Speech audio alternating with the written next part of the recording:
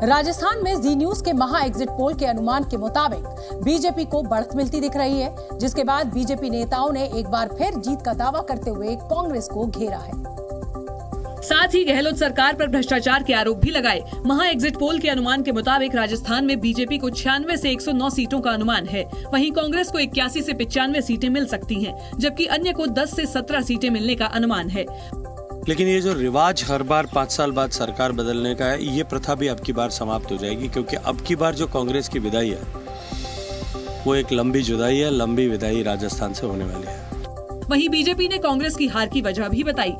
ये मुख्यमंत्री पद से खुश नहीं थे, उप मुख्यमंत्री पद से खुश नहीं थे, दोनों को ज्यादा चाहिए था और दाव पे लगा दिया राजस्थान। बीजेपी ने 124 सीटें जीतने का दावा भी किया।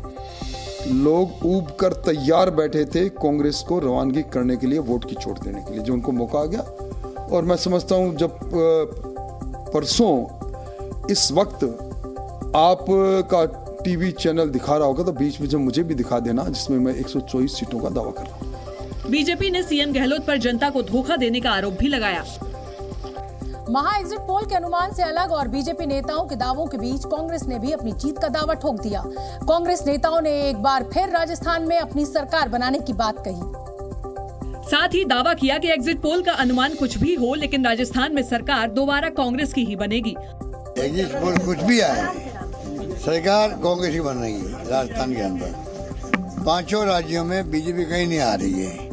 5 राज्यों में मुझे लगता है बीजेपी कहीं जीत नहीं रही है। कांग्रेस के मुताबिक कुछ एग्जिट पोल में वो भी आगे दिखे। मेरा ये मानना है कि जो कल एग्जिट पोल आया उसमें कांग्रेस को बढ़त दिखाई गई है। कई चैनल से कईयों ने बीजेपी को दिखाई है। कांग्रेस के मुताबिक नतीजे चौंकाने वाले होंगे। रिजल्ट जो आएंगे वो एक तरीके से चौंकाने वाले होंगे कि हम जो उम्मीद कर रहे हैं उनसे भी कहीं अधिक कांग्रेस के पक्ष में जाने वाले हैं। कांग्रेस नेताओं ने दावा किया कि एग्जिट पोल के अनुमान से ज्यादा सीटों पर वो जीत हासिल करेंगे।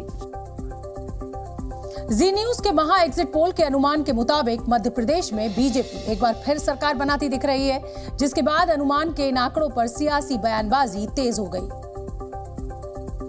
और बीजेपी कांग्रेस ने जीत को लेकर अपने अपने दावे किए। महा एग्जिट पोल के आंकड़ों के मुताबिक मध्य प्रदेश में बीजेपी को 118 से 136 सीटें मिल सकती हैं, जबकि कांग्रेस को 92 से 109 सीटें मिलने का अनुमान है। वहीं अन्य को 2 से 12 सीटें मिल सकती हैं। विकास की लहर है और ये विकास की लहर के साथ हम हैं। भारतीय जनता पार्टी ने काम किया है, इसलिए हम चुनाव जीतेंगे, सरकार बनाएंगे और फिर से जनता की सेवा में आएंगे। इस दौरान बीजेपी ने 3 तारीख को जीत का जश्न मनाने का दावा भी कर दिया। पूरे दावे के साथ कह सकता हूं कि 3 तारीख को हम और आप फिर मिलेंगे। भाजपा की सरकार बनने की मैं मिठाई आपको खिलाऊंगा। बीजेपी ने कांग्रेस की जीत के दावों को भी सिरे से खारिज कर दिया। मध्य प्रदेश में महा एग्जिट पोल के अनुमान में मिल रही बढ़त को नतीजों से जोड़ते हुए बीजेपी नेताओं ने इसे विकास की जीत बताया। साथ ही कांग्रेस की जीत के दावों को भी खारिज कर दिया और दावा किया कि केंद्रीय नेतृत्व का साथ मिलने से मध्य प्रदेश में बीजेपी को लाभ मिला। और जो सामूहिक नेतृत्व मध्य प्रदेश की धरती पर उतरा, ये अनुभवी नेताओं का भी लाभ भारतीय जनता पार्टी के इस परिणाम में प्लस होगा। वहीं कांग्रेस ने भी एग्जिट पोल के अनुमान से अलग अपनी जीत का दावा किया। जहाँ तक प्रश्न है एग्जिट पोल का, मैंने नहीं कहा कि उनका अनादर है, पर मेरा वीडियो संभाल के रखना। 135 सीट से ऊपर कांग्रेस की आकर कांग्रेस की सरकार बनेगी। कांग्रेस नेताओं ने 130 सीटें जीतने का दावा भी किया। 130 के आसपास कांग्रेस की सीटें आ रही है और आप देखेंगे कि 3 तारीख के दिन सारे एग्जिट पोलों को एग्जिट हो जाएंगे और मध्य प्रदेश में कांग्रेस की सरकार बनेगी। कांग्रेस नेताओं ने दावा किया कि 3 दिसंबर को नतीजों के साथ बीजेपी की विदाई भी तय है।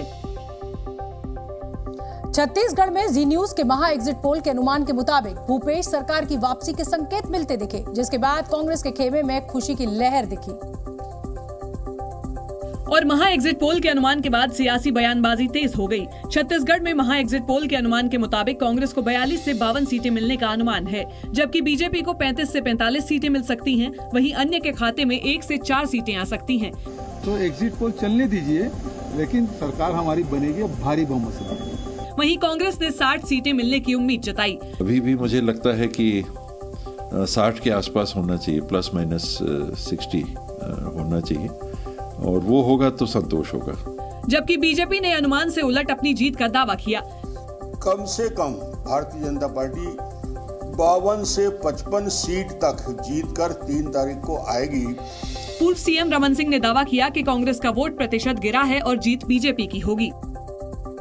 3 दिसंबर को चुनाव नतीजे आने से पहले ही कांग्रेस ने अपने विधायकों को रिसोर्ट में रखने की तैयारी भी शुरू कर दी। सूत्रों के मुताबिक कांग्रेस राजस्थान, तेलंगाना और छत्तीसगढ़ के अपने जीते विधायकों को कर्नाटक शिफ्ट कर सकती है, ताकि वो अपने विधायकों को किसी भी तरह की खरीद फरोख्त से बचा सकें। सूत्रों से मिली जानकारी के मुताबिक कांग्रेस पूर्ण बहुमत न मिलने या सरकार बनाने की स्थिति में अपने दल को एकजुट रखने की कोशिश में है, ताकि किसी दूसरे दल की खरीद फरोख्त से वो अपने विधायकों को बचा सके। इसके लिए कर्नाटक या किसी दूसरे कांग्रेस शासित राज्य में जीते विधायकों को रखा जाएगा। कांग्रेस की कोशिश होगी कि सभी जीते विधायकों को एक साथ एक जगह पर रखा जाए। इसके लिए कांग्रेस होटल और रिसोर्ट भी बुक करवा रही है। साथ ही विधायकों को ले जाने के लिए चार्टर्ड प्लेन की व्यवस्था भी की जा रही है। राजस्थान, तेलंगाना और छत्तीसगढ़ में सरकार बनने की सूरत में कांग्रेस को अपने खेमे में सेंध लगने का भी डर है और इससे बचने के लिए कांग्रेस इस कदम को जरूरी मान रही है। बीएसएफ के 59वें स्थापना दिवस पर गृह मंत्री अमित शाह ने शहीद जवानों को श्रद्धांजलि दी।